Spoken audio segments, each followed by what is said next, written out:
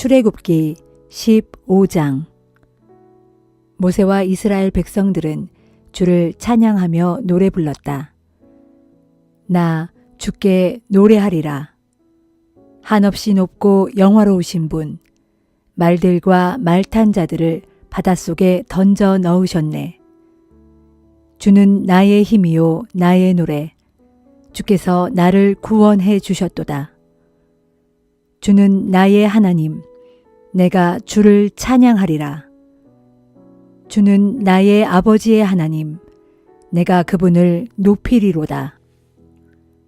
주는 용사이시니 그 이름은 주이시라. 주께서 파라오의 전차들과 그의 군대를 바다에 쳐넣으시니 파라오의 용맹한 장교들이 모두 홍해에 잠겨버렸네. 깊은 바닷물이 덮쳐버리니 그들이 모두 돌처럼 깊숙이 바닥에 가라앉았네. 주여, 당신의 오른손이 권능으로 영광스러워졌나이다. 주여, 당신은 오른손을 휘두르시어 원수들을 산산이 쳐부수었나이다. 주께서는 놀라운 힘으로 당신과 맞서려는 자들을 꺾어버리셨네. 타오르는 분노로 그들 모두를 건불처럼 태워버리셨네. 주께서 콧김 한번 내뿜으시니 바닷물이 우뚝 서고 파도가 둑처럼 곧게 섰네. 깊은 물이 바닷속 한가운데 엉겨붙었네. 원수들이 크게 외쳤네. 내가 그들을 뒤쫓아가리라. 내가 그들을 따라 잡으리라. 내가 그들을 약탈하여 내 욕심을 채우리라. 내가 칼을 뽑아들어 그들을 베어 버리리라. 그러나 주께서 바람을 일으키시니 바닷물이 원수들을 덮쳤네. 거센 파도 속에 원수들이 납덩이처럼 가라앉아 버렸네. 오 주여, 신들 중에 당신 같으시니 누가 있겠습니까? 어느 누가 당신같이 그토록 거룩하시며 영광스러울 수 있겠습니까? 어느 누가 그토록 두려우며 찬양받을 만 하겠습니까? 어느 누가 그토록 놀라운 일을 해낼 수 있겠습니까? 주께서 오른손을 내뻗으시니 땅이 원수들을 삼켜버렸네. 주께서는 몸소 건져내신 이 백성을 한결같은 사랑으로 이끄셨네. 힘있는 손으로 주께서 마련하신 거룩한 거처로 인도하셨네. 뭇 백성이 이 소식을 듣고 무서워 떠네.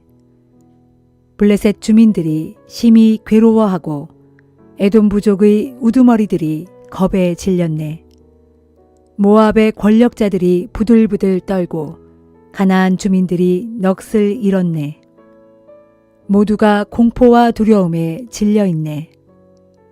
주여, 주의 백성이 지나갈 때까지, 주께서 불러내신 백성이 다 지나갈 때까지 주의 강한 팔에 그들이 돌처럼 굳어지고 말았나이다. 주께서는 이 백성을 불러내시어 주께서 차지하신 산에 정착시키실 것이로소이다. 오 주여, 이곳은 주께서 몸소 머무시려고 마련하신 자리로소이다. 오 주여, 이곳은 주께서 손수 세우신 성소로소이다. 주께서 영원 무궁토록 다스리소서. 파라오의 말들과 전차들과 기병들이 모두 바다에 빠지자 주께서 그들 위로 바닷물을 뒤덮어 버리셨다. 그러나 이스라엘 백성들은 바다 한가운데를 마른 땅을 밟고 건너갔다. 그때 아론의 누이인 예언자 미리암이 손에 탬버린을 들고 나서자 모든 여인들이 탬버린을 들고 춤을 추며 미리암의 뒤를 따랐다. 미리암이 그 여인들에게 화답했다. 주를 찬양하여라. 주께서 영광스럽게 승리하셨도다. 주께서 말들과 그 말 탄 자들을 모두 바닷속에 던져 넣으셨도다. 모세는 이스라엘 백성들을 이끌고 홍해를 떠나 수르 광야로 들어갔다. 광야에서 사흘을 걸었지만 그들은 마실 물을 구할 수 없었다. 그들이 마라에 이르러 물을 발견했지만 물이 있어서 도저히 마실 수 없었다. 그래서 그들은 그곳 이름을 쓰다란 뜻의 마라라고 불렀다. 백성들이 모세에게 불평하였다. 우린 도대체 무얼 마셔야 한단 말입니까? 모세가 주께 호소했다. 그러자 주께서 모세에게 나무 하나를 보여주셨다. 모세가 그 나무를 물에 던지자 그 물이 달게 되었다. 주께서 그곳에서 이스라엘 백성들을 위해 규례와 율법을 정해 주셨다. 그리고 거기에서 그들을 시험하셨다. 주께서 말씀하셨다.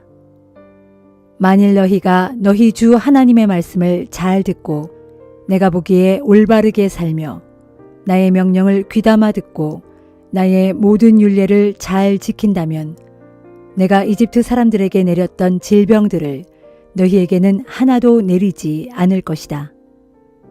나는 너희를 치료하는 주다.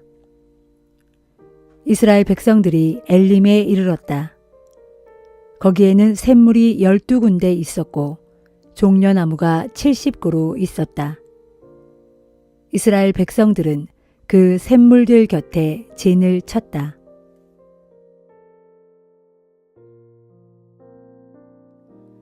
누가복음 18장. 예수께서 제자들에게 끈질기게 기도하고 낙심하지 말아야 한다는 사실을 가르치시기 위해 비유를 들어 말씀하셨다. 어떤 도시에 사람들을 무시하고 하나님도 두려워하지 않는 불의한 재판관이 있었다. 그런데 그 도시에 살고 있는 한 과부가 그를 줄곧 찾아가서 졸라대기를 재판관님, 저의 억울한 처지를 들으시고 법으로 제 권리를 찾게 해 주십시오 하였다. 그러나 그 재판관은 오랫동안 그 과부의 말을 들은 척도 하지 않고 계속 무시해왔다.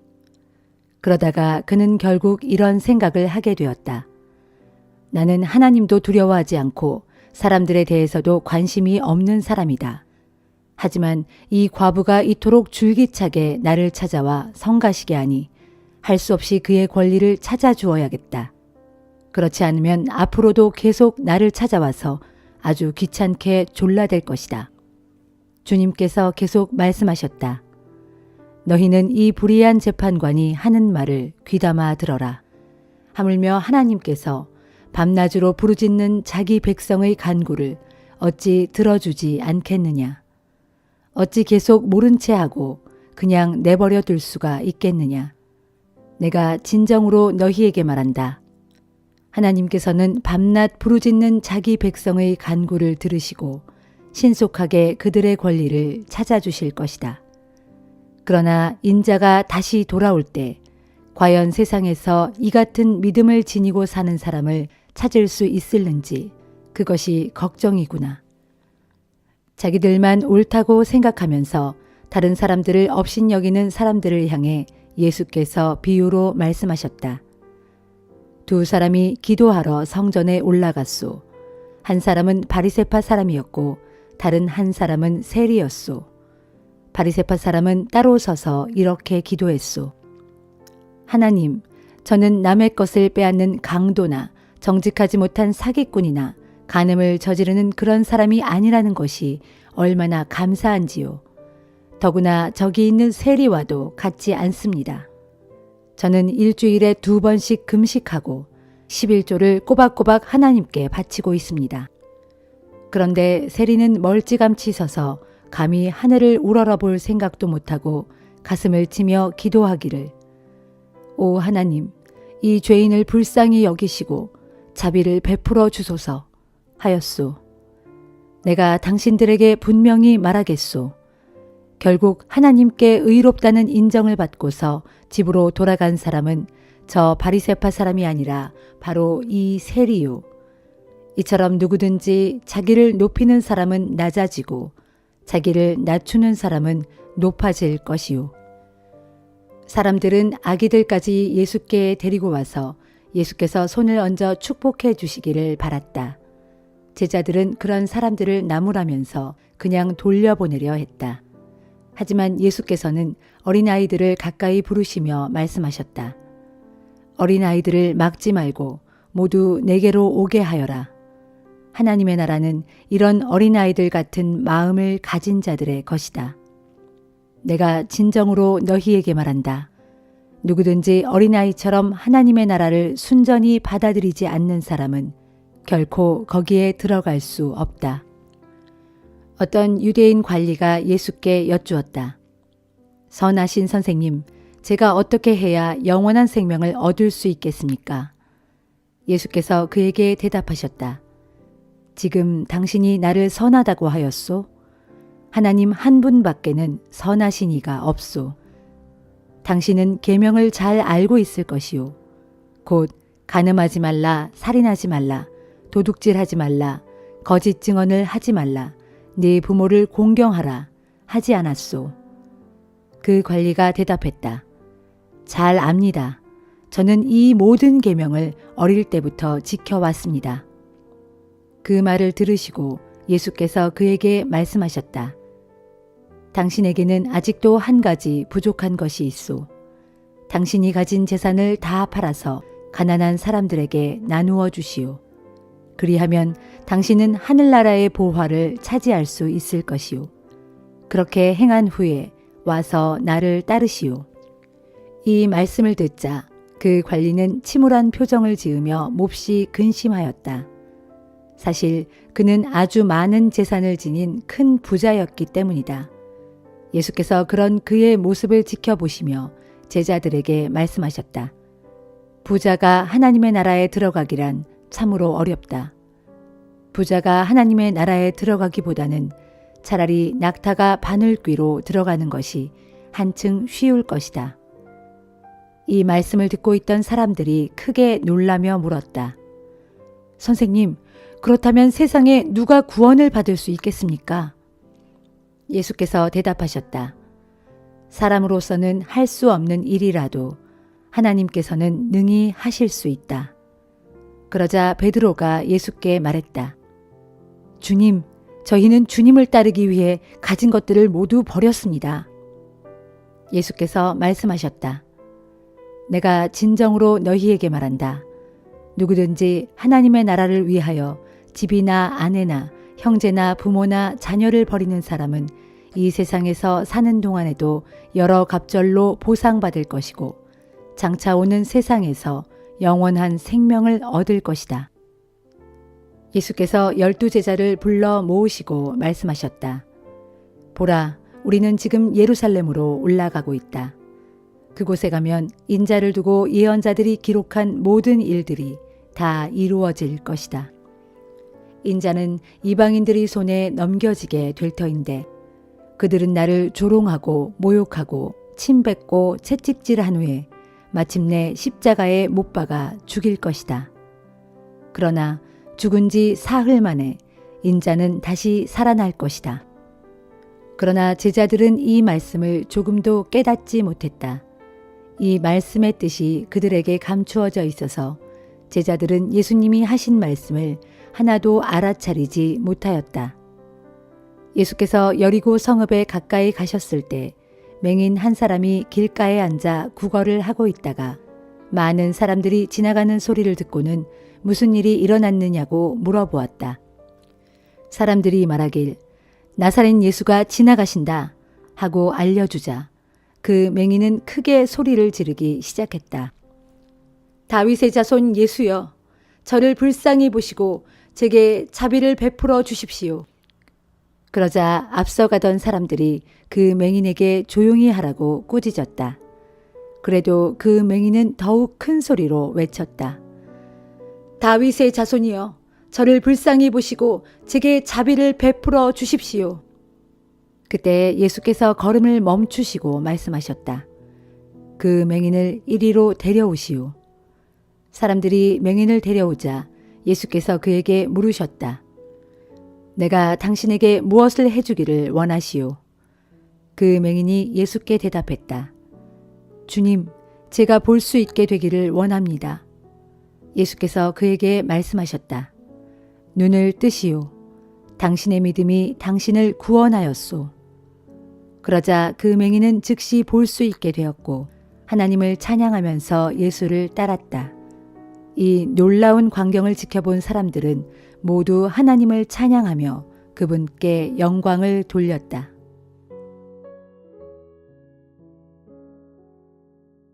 욥기 33장.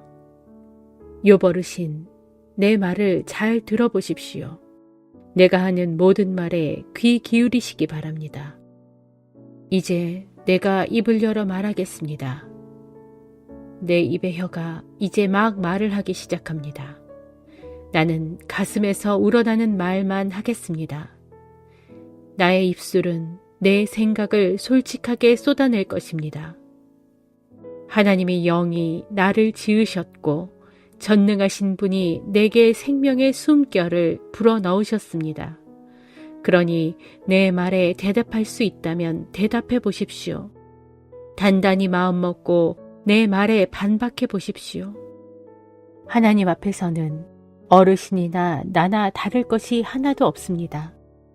나 또한 진흙으로 빚어진 몸입니다. 그러니 욥 어르신이 나를 두려워하실 이유가 전혀 없고 내가 억지로 어르신을 억누를 수도 없습니다. 하지만 내가 듣는 데서 어르신은 분명히 말씀하시기를 나는 결백하며 아무런 죄도 없다.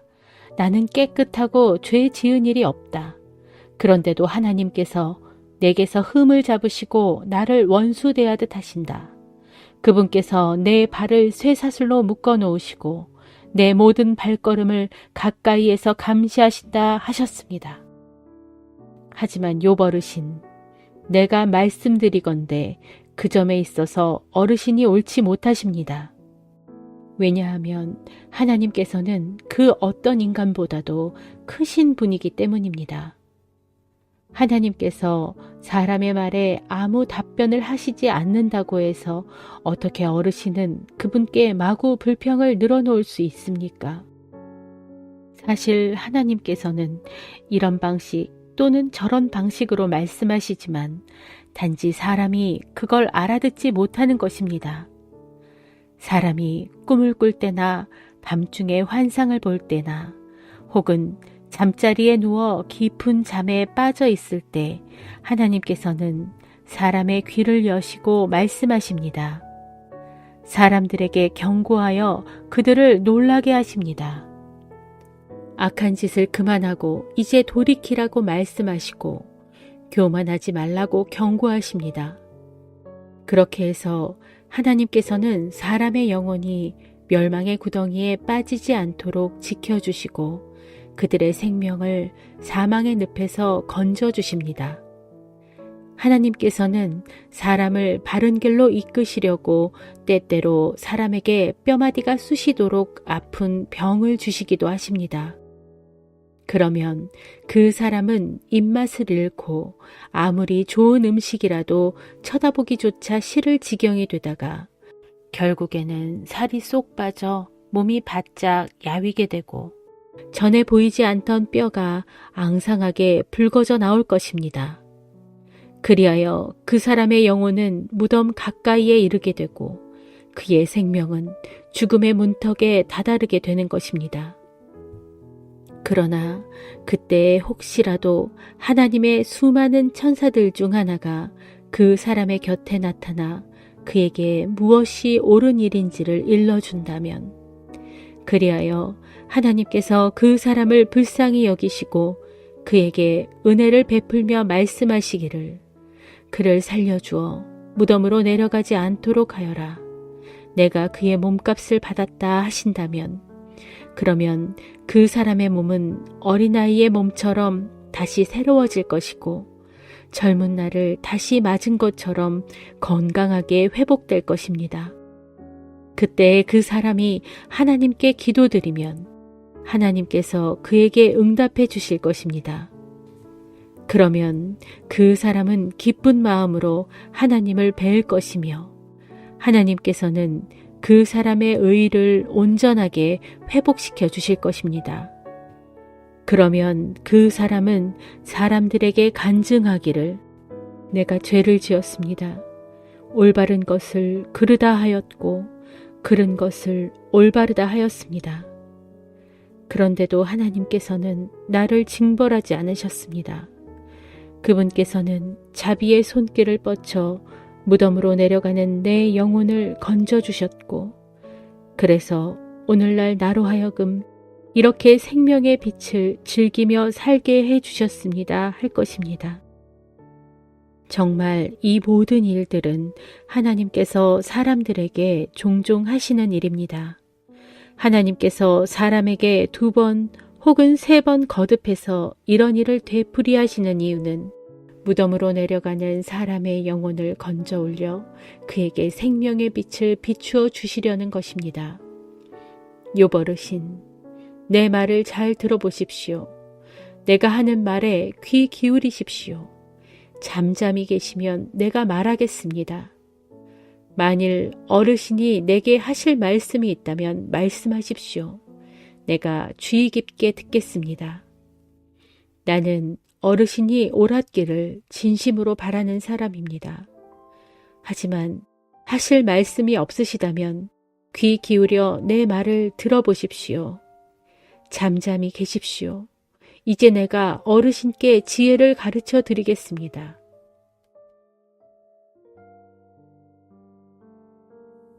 고린도 후서 3장. 지금 우리가 우리 자신을 치켜 올려 추천하는 말을 하고 있다고 생각하십니까?